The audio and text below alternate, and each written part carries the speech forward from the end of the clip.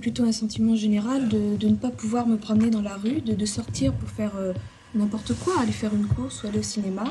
Dès que vous êtes en jupe, en tant que femme, de toute manière, vous vous faites siffler et c'est malheureux d'en venir là. Donc c'est la raison pour laquelle d'ailleurs je suis en pantalon assez souvent. C'est tous les jours un petit peu disparate, genre un sifflement ou un « et mademoiselle » ou même des insultes quand on répond pas. Des insultes, des regards déplacés, des sifflements. Depuis des années, les témoignages se multiplient. Dans la rue, les femmes sont victimes de harcèlement. Ce fléau n'est pas nouveau.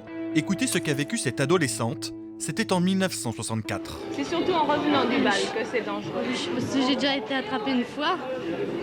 Alors, maintenant, on me prévient toujours, pas deux fois. Une parole rare, car à l'époque, le harcèlement de rue est peu médiatisé. En 1978, une émission s'empare du problème. Il s'agit d'Aujourd'hui Madame.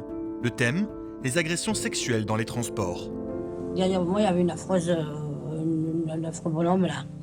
Il se sentait mauvais avec un mégot au coin de sa lèvre. Et il me faisait des attouchements, vraiment c'était exagéré, c'était honteux même.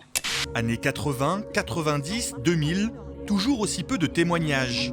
Il faut attendre le début des années 2010 pour que la parole féminine se libère. Dans la rue, les transports en commun, les agressions sexuelles sont monnaie courante. J'ai senti quelque chose sur moi, au niveau de mes fesses, dans le métro, à plusieurs reprises. Et là, comment vous avez réagi? Je me suis décalée. Ça fait au moins la 4e fois que ça m'arrive dans la ligne 13.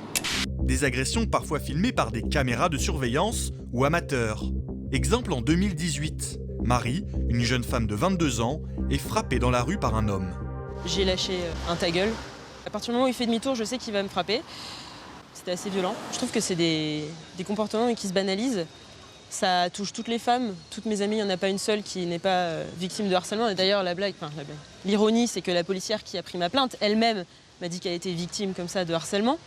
En 2023, 80% des femmes ont peur de rentrer seules chez elles le soir, selon le Haut Conseil à l'égalité.